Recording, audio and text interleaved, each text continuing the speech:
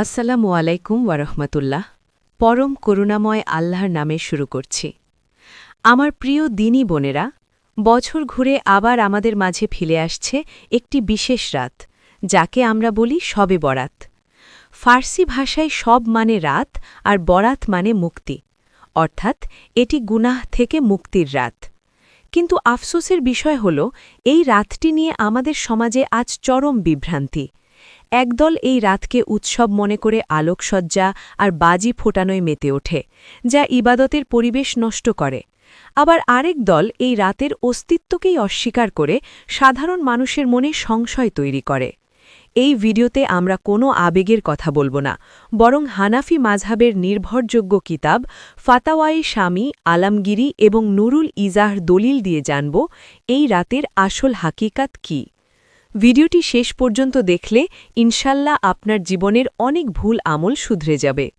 অনেকেই প্রশ্ন করেন, কোরআনে কি শবে বরাত আছে? সূরা আদ-দুখানের ৩ নম্বর আয়াতে আল্লাহ একটি বরকতময় রাতের কথা বলেছেন। আমাদের হানাফি মাযহাবের মহান ইমাম সহ অধিকাংশ মুফাসসিরের মতে এই আয়াতটি লাইলাতুল কাদার বা রমজানের রাতকে নির্দেশ করে। তবে মনে রাখবেন, কোনো বিষয় কোরআনে সরাসরি না থাকা মানেই তা অস্বীকার করা নয়। হাদিস শাস্ত্রের দিকে তাকালে আমরা দেখি, ইমাম ইবনে মাজা এবং ইমাম বাইহাকি বর্ণনা করেছেন, নবীজি বলেছেন, শাবান মাসের মধ্যরাতে আল্লাহ দুনিয়ার আকাশে নেমে আসেন এবং ঘোষণা করেন, আছে কি কোনো ক্ষমা প্রার্থনাকারী যাকে আমি ক্ষমা করব? আছে কি কোনো রিজিক অন্বেষণকারী যাকে আমি রিজিক দেব? প্রিয় বোনেরা, অনেক মুহাদ্দিস এই হাদিসগুলোকে জাইফ বা দুর্বল বললেও হানাফি মাযহাবের মূল নীতি হল, ফজিলতের ক্ষেত্রে যখন অনেকগুলো হাদিস পাওয়া যায় তখন তা আমলযোগ্য হয়ে যায়। এমনকি শায়েখ আলবানী মতো বড় মুহাদ্দিসও এই রাতের ফজিলতের হাদিসকে হাসান বা গ্রহণযোগ্য বলেছেন। সুতরাং এই রাতের ফজিলত অস্বীকার করা সুন্নাহর প্রতিপন্থী। এবার আসুন জানি আমল সম্পর্কে। আমাদের সমাজে সবচেয়ে বড় ভুলটি হয় নামাজের ক্ষেত্রে। অনেক বইতে লেখা থাকে ১২ রাকাত বা ১০০ রাকাত নামাজ হতে হবে, প্রতি রাকাতে নির্দিষ্ট সংখ্যক সূরা ইখলাস পড়তে হবে। হানাফি মাযহাবের নির্ভরযোগ্য কিতাব মিরকাতুল মাফাতিহ এবং রাদ্দুল মুখতার অনুযায়ী এই নির্দিষ্ট পদ্ধতির নামাজের কোনো শরঈ ভিত্তি নেই। তাহলে নামাজ কিভাবে পড়বেন? আপনি সাধারণ নফল নামাজের মতো ২ রাকাত করে নামাজ পড়ুন। কোনো নির্দিষ্ট রাকাত সংখ্যা নেই। আপনার যতক্ষণ ভালো লাগে ইবাদত করুন। দীর্ঘ রুকু আর দীর্ঘ সিজদা করুন। সিজদায় গিয়ে নিজের ভাষায় আল্লাহর কাছে কাঁদুন। মনে রাখবেন, ঘটা করে মসজিদে গিয়ে জামাতে নফল নামাজ পড়া হানাফি মাযহাবে মাকরুহে তাহরিমি বা নিষিদ্ধের কাছাকাছি। এই রাতের আমল হবে আপনার নিজের ঘরে নিভৃতে আল্লাহর সাথে একান্ত আলাপচারিতায়। বোন আমার, শবে বরাতে আমরা সোয়াব কামাতে গিয়ে উল্টো গুনাহ করে ফেলি কিছু কুসংস্কারের কারণে। ১. হালুয়া রুটির উৎসব। হানাফি ফতোয়া অনুযায়ী শবে বরাতের সাথে খাবারের কোনো সম্পর্ক নেই। যদি কেউ মনে করে আজ হালুয়া রুটি না বানালে গুনাহ হবে বা এটি জরুরি, তবে সে বিদআতে লিপ্ত হল। ২. আমাদের সমাজে একটি প্রচলিত বিশ্বাস হল, শবে বরাতের রাতে মৃত ব্যক্তিদের রূহ বা আত্মা দুনিয়াতে তাদের বাড়িতে আসে। এজন্য অনেকে ঘরবাড়ি পরিষ্কার করেন, মোমবাতি জ্বালান এবং স্পেশাল খাবার দাবার বানিয়ে রেখে দেন। বোনেরা আমার, এটি একটি সম্পূর্ণ হিন্দুয়ানি ও অন-ইসলামিক বিশ্বাস। কোরআন ও হাদিসের কোথাও এর কোনো প্রমাণ নেই। মানুষ মারা যাওয়ার পর তার রূহ আলামে বারজাখে থাকে। তাদের আমাদের হাতের খাবারের কোনো প্রয়োজন নেই। তাদের প্রয়োজন আমাদের করা ইসালে সোয়াব বা দোয়া। আপনি যদি আপনার মৃত বাবা মায়ের জন্য কিছু করতে চান, তবে নফল ইবাদত করে তাদের জন্য প্রাণ ভরে দোয়া করুন, দান সাদকা করুন। কিন্তু রূহ আসবে ভেবে ঘর সাজানো শিরক সমতুল্য গুনাহ। শবে গাস্ট বা আতশবাজি।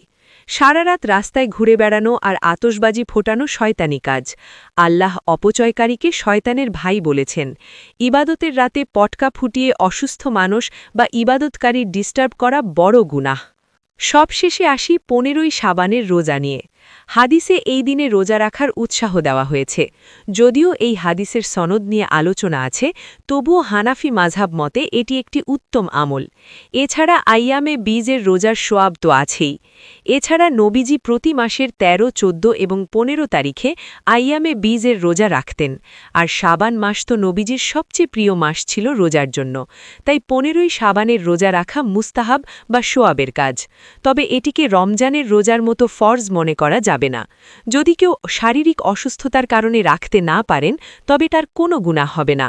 শবে বরাতের রাতে আপনি কিভাবে আমল করবেন, আমি আপনাদের জন্য একটি তালিকা করে দিচ্ছি, যা হানাফি মাযহাবের নির্যাস। ১. মাগরিবের পর থেকেই মনে মনে তওবা শুরু করা। ২. এশা ও ফজর নামাজ অবশ্যই জামাতের সাথে আদায় করা, পুরুষদের জন্য, এবং নারীদের জন্য ওয়াক্তমতো পড়া। ৩. রাতে একা একা দীর্ঘ সময় নিয়ে নফল নামাজ পড়া। ৪. কোরআন তেলাওয়াত ও জিকির আসকার করা। ৫. নিজের জন্য, পরিবারের জন্য এবং পুরো উম্মাহ জন্য চোখের পানি ফেলে দোয়া করা। ৬. পরের দিন সম্ভব হলে একটি নফল রোজা রাখা। ৭. কোনোভাবেই অন্যকে কষ্ট দেওয়া বা শব্দ দূষণ, আতশবাজি না করা।